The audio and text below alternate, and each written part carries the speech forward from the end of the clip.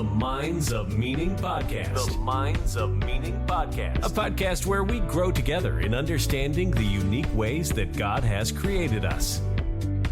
Here's our host, Austin Anderson.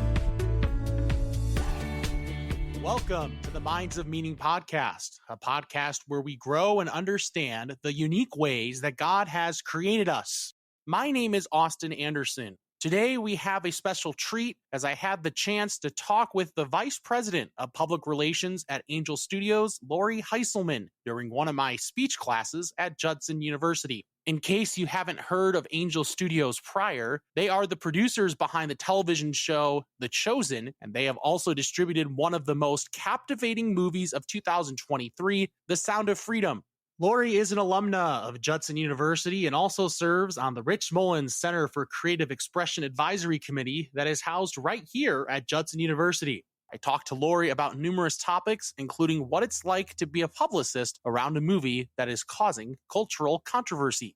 What led you to choose Judson University as your school of choice, and how did that kind of lead you towards your trajectory in public relations? Well, I found out about Judson because my mom saw an ad in a magazine. It's not a sexy answer at all. I looked at a bunch of other schools, but my mom saw Judson in this ad. I lived 3 hours west of here. We came to visit and I just loved it. I just fell in love and was like, this is it. This is where I'm going. And so I started with a degree in piano performance. So I spent a lot of time in this building and I realized I was far too big of an extrovert to get a degree in piano because of that little practice studios downstairs were just terrible being trapped in. So I ended up with a degree in human relations. As I continue to talk, and for those of you listening on this podcast, we're doing this. This is also my speech class on Monday night. So you found Judson, right? And you went through and got this human relations degree. You've had quite the trajectory. You've ran your own PR firm. You've done so many different things, and eventually you found your way to Angel Studios. So if you wouldn't mind just taking us through that journey post-graduation and within reason, those stops along the way and how you ended up getting to where you are. Yeah, well, I'll cliff note it. But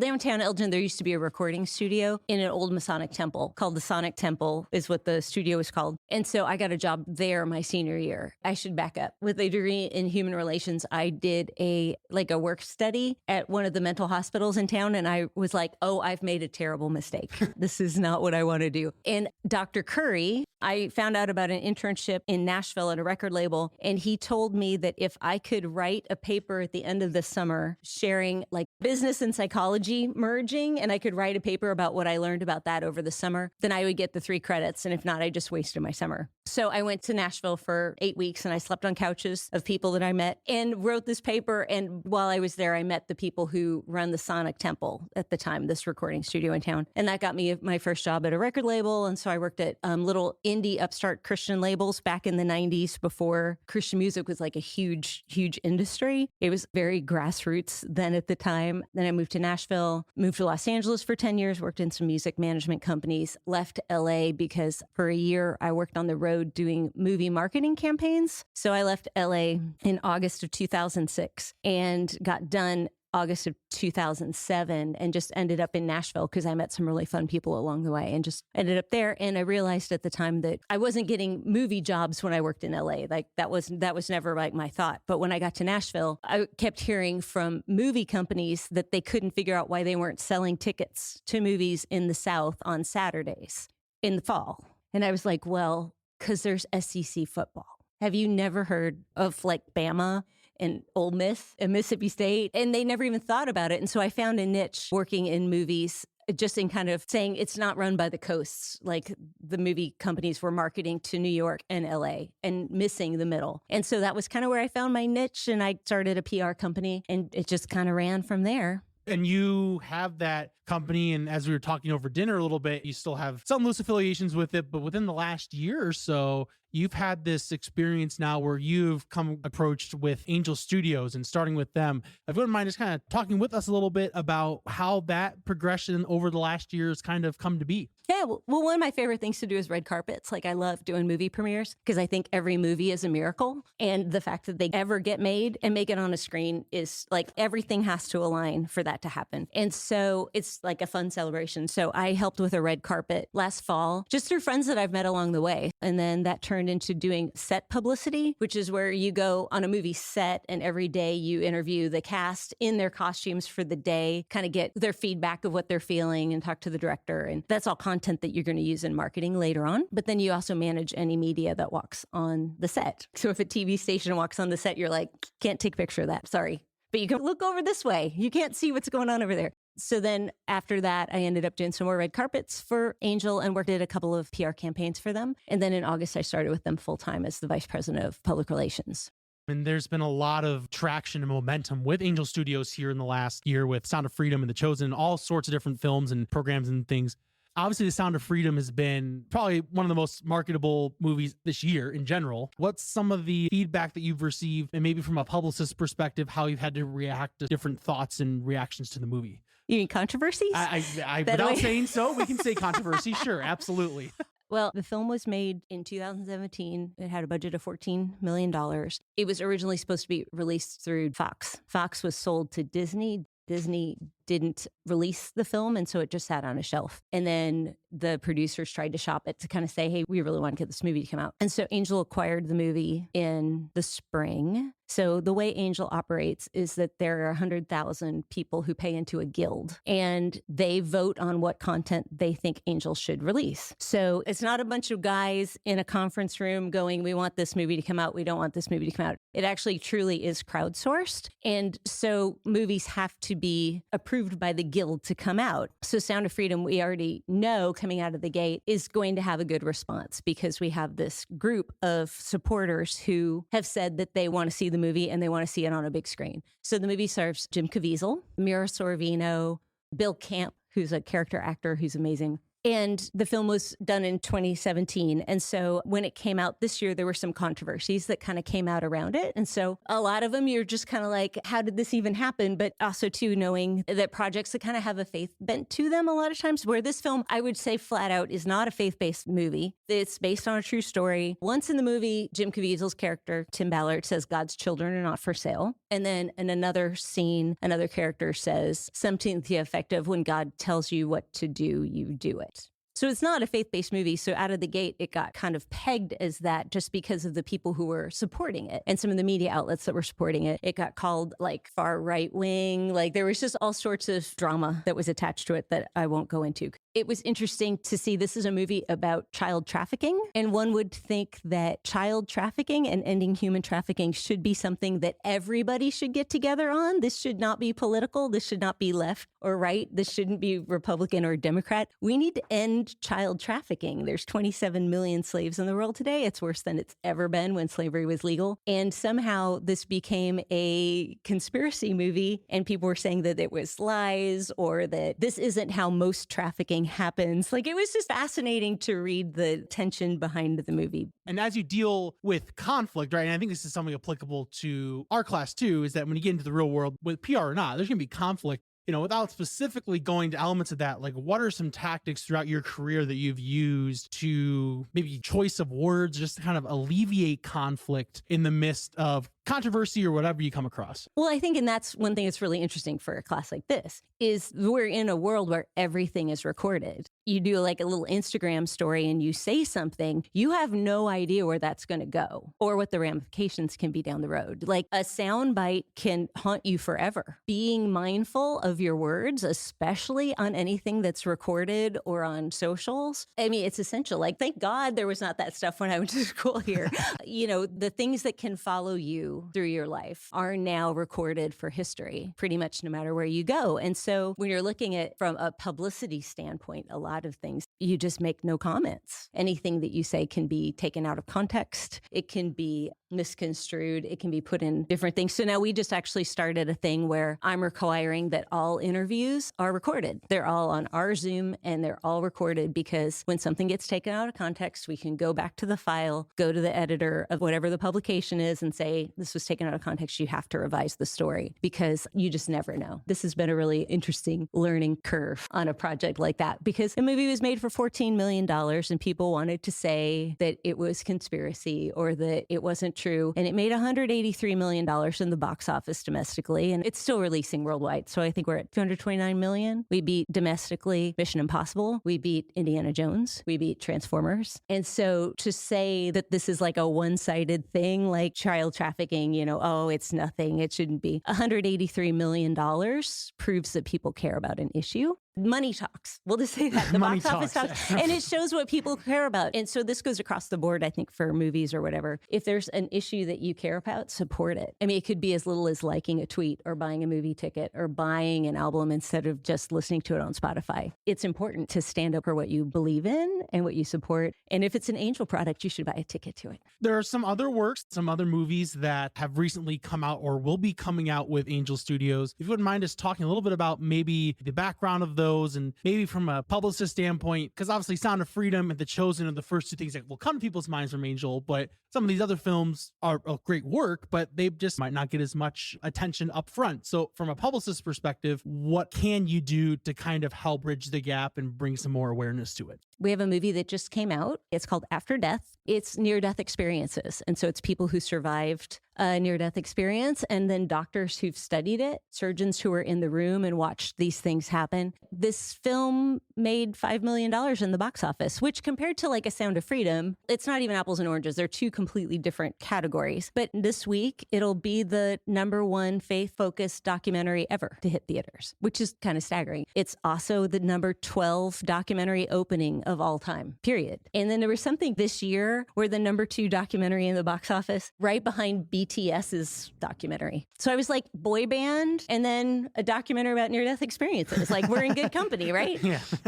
That one's coming up December 1st. We have a sci-fi romance that stars Neil McDonough, who is everybody's favorite villain right now. He's in Yellowstone and Justified. He was in Captain America. He was in Band of Brothers. I mean, his resume is insane. Christopher Polaha is the lead actor. He's in Hallmark movies, and he was in Wonder Woman 1984, and he's got a really fun resume, too. 3 of the actors from The Chosen are in it. Sean Astin from Goonies and Lord of the Rings and Stranger Things. And that's a super fun movie, and it is a modern-day take on the Book of Job, but it's in parallel universes. So if you like multiverse romances, this could be for you. And then the one we're also really starting to focus on is March 8th. There's a movie called Cabrini. Back in the 80s and 90s, Cabrini Green was a housing project, and it was one of the more dangerous places in the U.S. Like, there was always National Guard called there for violence and things. So I grew up always just kind of assuming and seeing Cabrini churches, mainly Catholic churches like St. Cabrini chapels all around the country. And I always assumed that Cabrini was a man and it was a woman. And she was an Italian immigrant who came to the U.S. to take care of orphans. And her story is incredible and has been kind of lost to history. And so we're really hoping that Cabrini has people saying her name again. Go buy a ticket. Opening weekend. That's a publicist's dream right there, right? Exactly. Putting it right next to the holiday and everything else. And that's so great. So you started a business and now you're really focused on Angel, but when you did have your own business with Biscuit Media Group, how did you build it up? And then what are some keys to finding and maintaining clients throughout the years? I probably made all the wrong decisions. I never even took an accounting class. So I just kind of figured it out. Like, I just went and figured out how to get enough of my taxes done that I wouldn't get audited when I first started, and really just found a need and just figured out how to do it. And I think that maybe I was just stubborn and just thought it would be really fun to keep working in movies and figure out how to do it. But yeah, I mean, a lot of it was just kind of being focused, like being driven. And also, I really, really care about stories. And I really think that story is powerful and it changes lives and it changes thoughts. And what cooler thing to do than to get to talk about great stories? Jesus told stories all the time, and I just couldn't think of anything that was better to work on. I also don't really care if I have a 9-to-5 job. I don't live in that world, and nobody who works in movies wants to have weekends off. Yeah. Like, you're going to work all the time. But it's incredibly fulfilling thing when you get to work on projects that you really believe in. And I think whenever you're doing a speech for speech class Exactly. or promoting something, people can tell if you care or not. And so I think that's one of the biggest things. I just really cared about movies, but also pretty much all of my clients came just from connections. So, I mean, it's just like relationships throughout the years. So people that I met when I was here at Judson and started at that little recording studio in town, I still work with them. Like a lot of them I talk to all the time. In fact, so the reason that I'm here is because we're making an announcement at Chapel about a Rich Mullins creative weekend that's going to be coming up next year. And of the group, one of the guys I've known since I was at the studio over there in 1993. So it's all relationships. That's maybe the other takeaway, is that no matter what you're building, life is about relationships. It's about friendships and connections. And so I always try and honor those relationships. And it's been really amazing to get to just grow with a bunch of other people who are just driven to tell stories or to do music or to write or to paint or to be creative and just kind of all grow together. But pretty much every job I've had has just been because of somebody else that I knew. So you're here for this Rich Mullins experience and making that announcement and everything else. What did Rich mean to you as a Christian listening to his songwriting when he was doing his thing in the 80s and 90s? Like, what did the impact that he left you as a Christian music connoisseur in that era? Well, I'm kind of one of the odd ones out in the group that's on the advisory committee for this because I met him in passing, but it wasn't like I worked directly with him like a lot of the other people did. But like when I was here in high school and college, I found such an interesting faith that he had that was so driven by love of people and by taking care of the earth. He just kept the main thing the main thing. Like it was about loving people and loving people well, loving God, loving him well, serving people, and asking tough questions and not having to have the answers. I always respected his music so much because it didn't tie things up in a little bow. It wasn't always just kind of happy worship music, especially at the time in the 80s and 90s. A lot of Christian music was very clean and tidy and always had a happy ending. And his music didn't necessarily do that. Like his writings didn't do that. They were really challenging. And it was like, it's okay to have questions about faith. It's okay to be unsettled. It's okay to not be content here on earth because that's not what we're made for. But we're made to serve each other and love each other, and keeping that as the focus always impacted me throughout my whole career. Over the years with your company and when you were with Biscuit, you had a team of publicists. When it came to hiring publicists, what were some characteristics that you were looking for in that individual and trust them with the work that you had? People who don't need to sleep very much. Fair enough.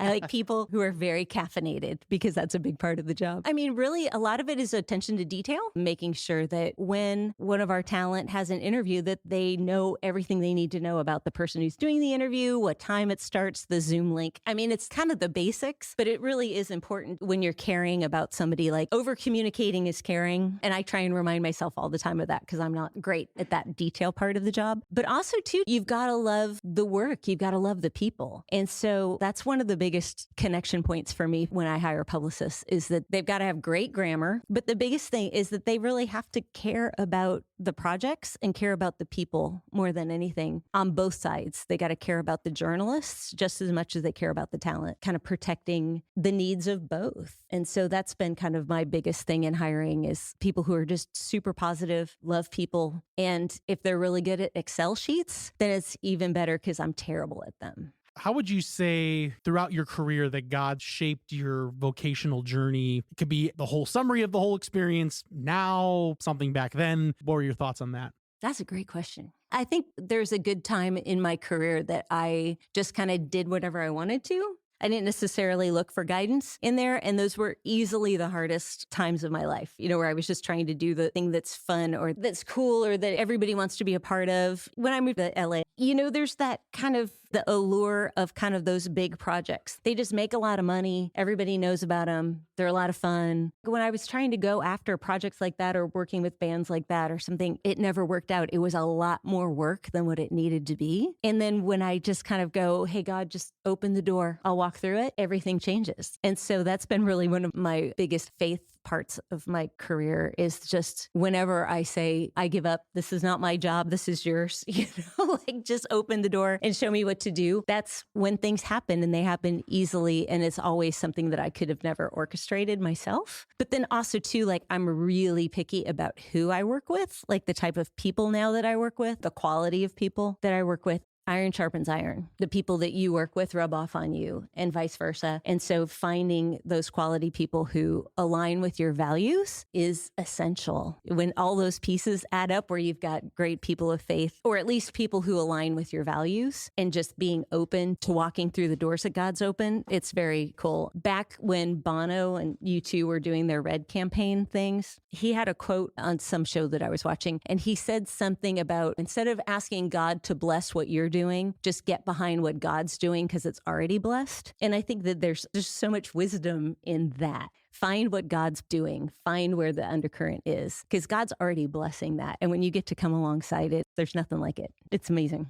There has been some success with Christian filmmaking, but I would say to the extent of what Angel's done compared to any other project, Angel seems to have the most sustainability of anything that's happened within Christian filmmaking on this level. So with that in mind, what are your thoughts on why Christianity has a place in Hollywood? There's a lot of Christians in Hollywood that are doing amazing things. And I've only worked for Angel for a short time, but Angel's not about anti-Hollywood at all. It's a different model, right? It's a different way of looking at releasing movies, about distributing content, building communities. It's just a different model. It's like not anti-Hollywood. So we don't really operate in those circles. To a certain extent, yes, of course, because we sell movies and you're going to AMC to watch our movies. You're not going to a church or something like that to watch it, where there was a lot of movies that they marketed direct to churches. I also wouldn't say that a lot of the Angel projects, they're really more faith-oriented than being overtly like Christian or missional, I guess would be a word for that. So it's really more faith-forward or faith-affirming. The whole thing is with Angel is we create content that amplifies light. So it's about making projects that are pure and true and noble and worthy of praise and excellent. So it's just a different model. And so about a month ago, we were in LA and got invited to attend an event that our CEO and CDO were on a panel, and they got to talk. And it was really good because we were kind of like, we don't really live in this world, so really know what to expect walking into this kind of true industry event. And it was really fun because everybody knew about Sound of Freedom and kind of how disruptive that was for the industry. And it was fun because everybody just said, this is awesome. Keep doing what you're doing. How'd you pull it off? Like, how do you sell this many tickets in the summer on a movie like this? Or like for documentaries, like how do you bring those to a theater? And it wasn't like an us against them feel. I love Hollywood movies. Like all of us, like we love it. We just operate in a different model. But it was really fun to kind of hear a lot of the people in the industry say, this is great. Keep doing it. And one guy actually asked, he said, do you even have employees in Hollywood? And I honestly didn't know because I'm so new there. I'm like, I don't think we have anybody in LA. And he just said, that's the smartest thing a movie company could do, is to actually not just kind of get insulated by what Hollywood does. Like if one person tries to buy a movie, then all of the companies want to buy the same movie. It just becomes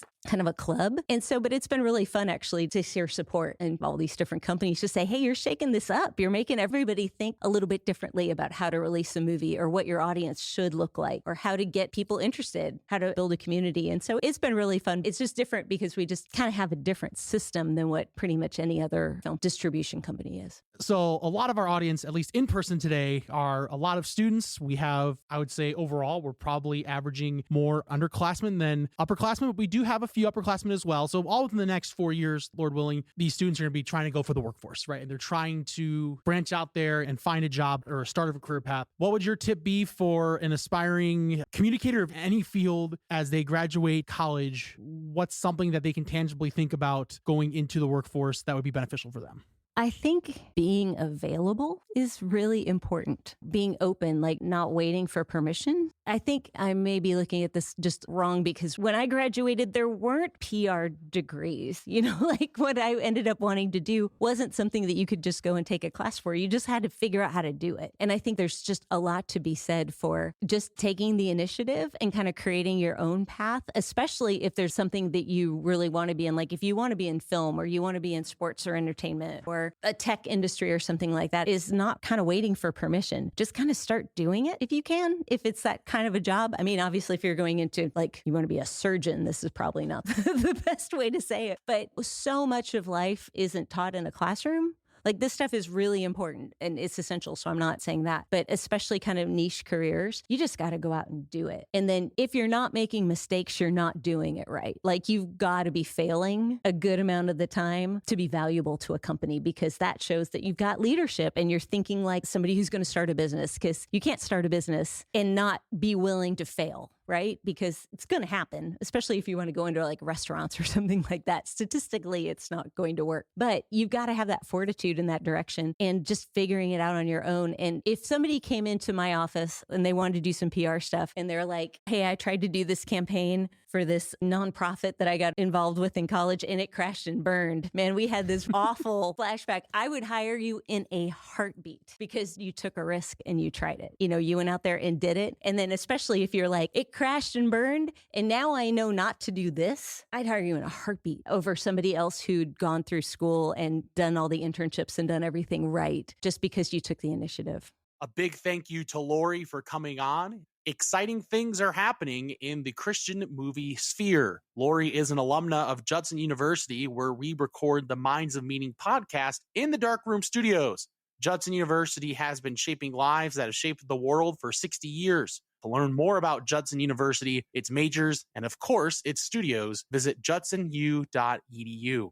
Lori announced recently that there will be an inaugural Rich Mullins Creative Community Weekend from October 11th through 13th, 2024, right here at Judson University. The weekend will be an opportunity for individuals from various creative arts and expressions such as music, writing, art, poetry, comedy, spoken performance, and other areas to come together to share their talents and craft as well a network to connect. The creative spirit of the weekend is reflective of Rich Mullins' inventiveness, vision, and authenticity. The weekend will also feature presentations and special features highlighting Mullins' life and career. Be sure to like and subscribe to the Minds of Meaning podcast on Spotify, Apple Music, YouTube, Amazon Music, and of course, follow along at our website at mindsofmeaning.com. Be sure to tune in to past and future episodes of the podcast. Thank you for listening and have a great day. Thank you for listening to the Minds of Meaning podcast. To learn more about Minds of Meaning, visit mindsofmeaning.com or Minds of Meaning on the mainstream social media platforms. God bless.